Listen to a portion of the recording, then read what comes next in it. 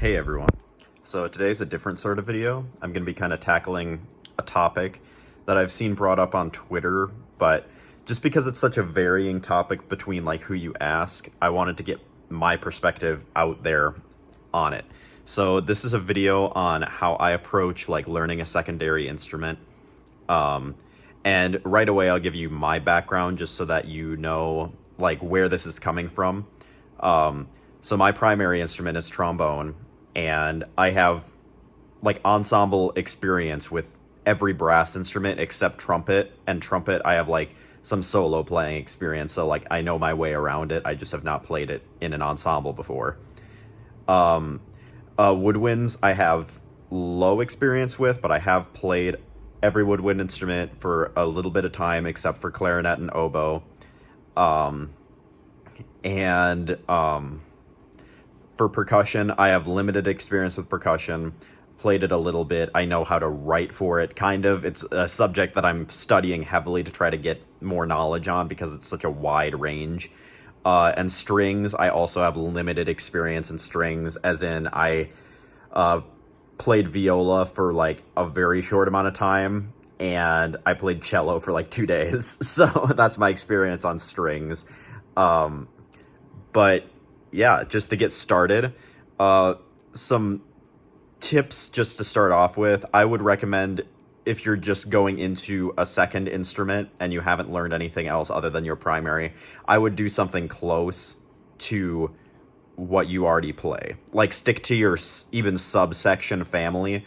Like if you play trombone like me, switch to another low brass instrument for a bit, if you're given the option, obviously. Like sometimes it's not easily accessible, or you're being forced to switch. Not like forced, like you are in marching band and you need more tubas and you play bari sax, so your director's like, okay, we're gonna put you on tuba even though you have no brass experience. Like that sort of situation. Obviously you don't have a choice, but if you do have a choice, I would recommend for sure getting like experience on a section that, or an instrument that's already in your subsection. So low brass, which sorry, switch to another low brass instrument, choking on my words. High brass, switch to the other one.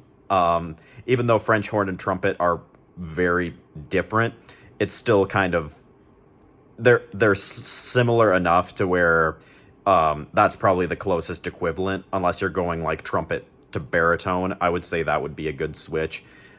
Saxophone, stay within the saxophone family, or maybe go to clarinet. That's pretty like decently close.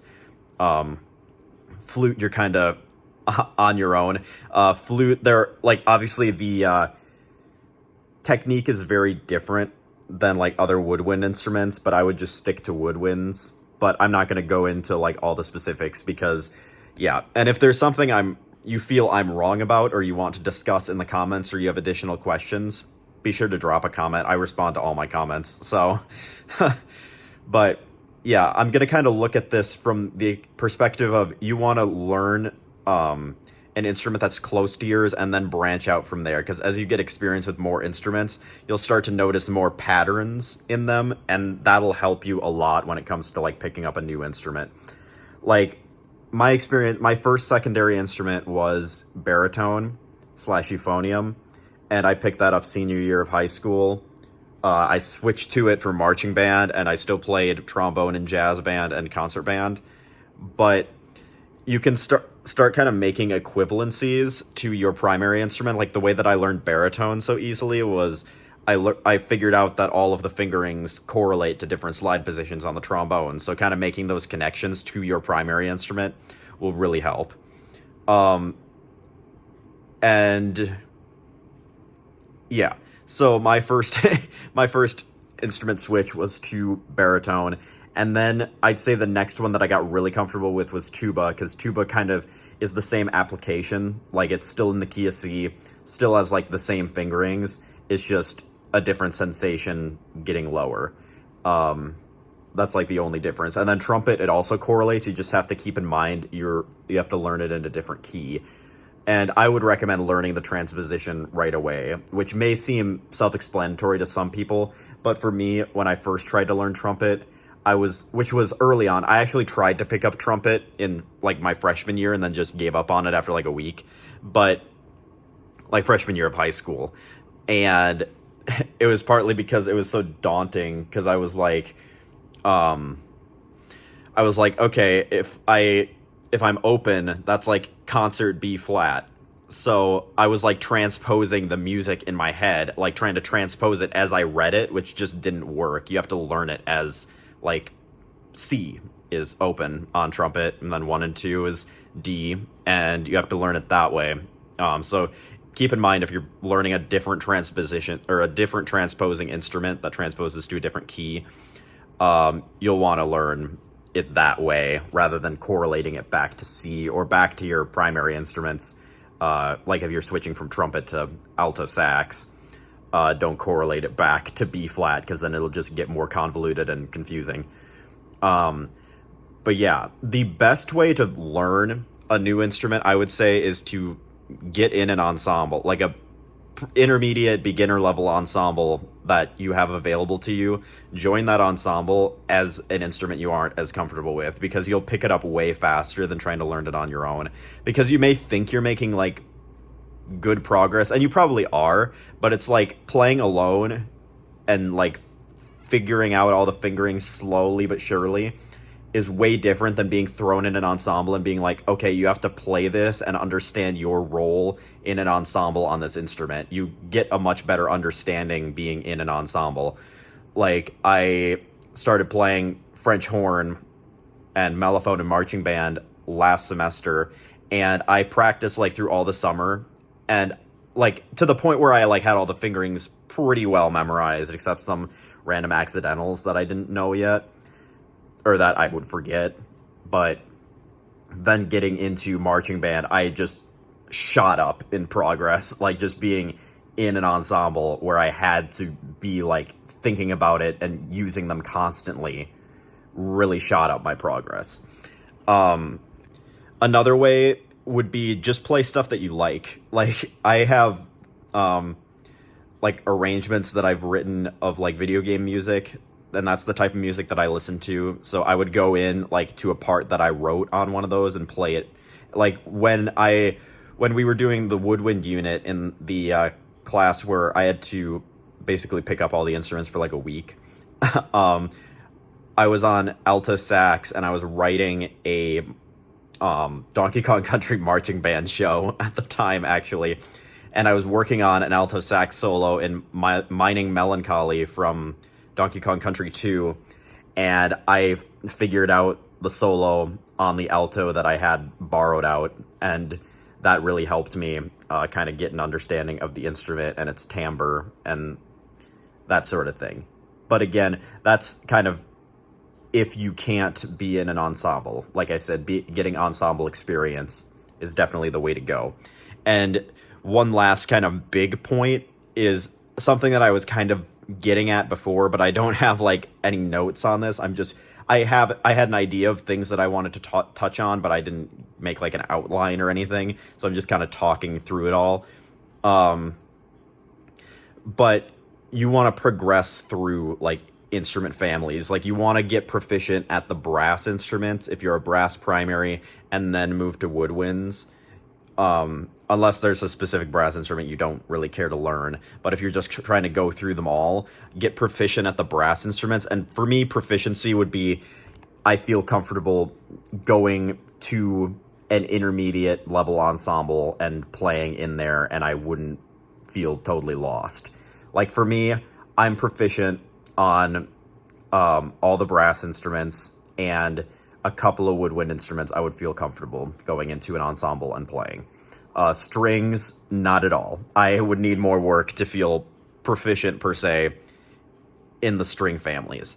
But yeah, you want to get that, like, get like your instrument family, get proficient at that, and then like branch off into, like, if you're a brass person, learn woodwind instruments, like stay within the winds group, which there isn't really that sort of correlation in the other two main groups. Like, for me, it's like 3 different groups of instruments. You have the winds, the strings, and the percussion.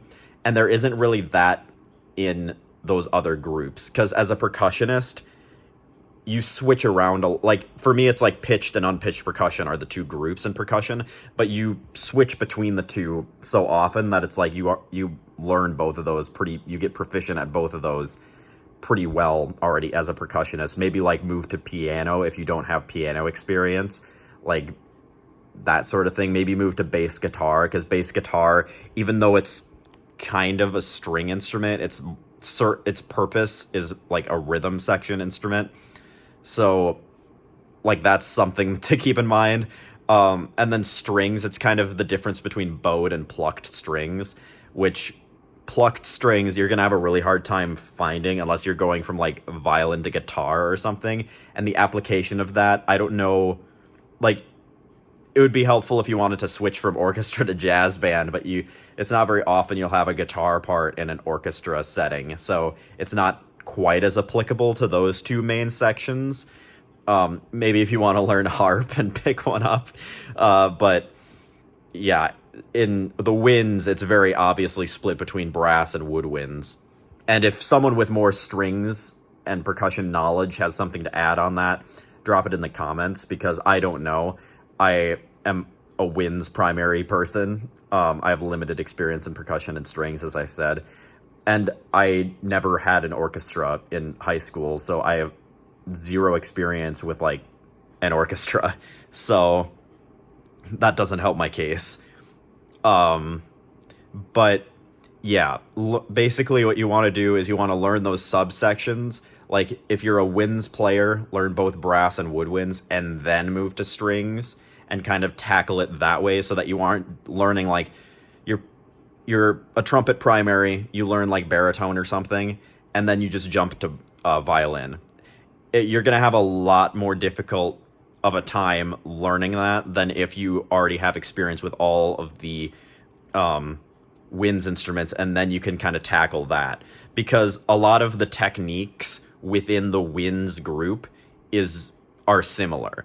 Like obviously between brass and woodwinds you have like buzzing embouchure versus like just, I don't want to call it blowing, but you know what I mean, like the woodwind embouchure. And then percussion, you have like the technique on the varying percussion instruments. And then strings, you have bowing versus plucking technique. But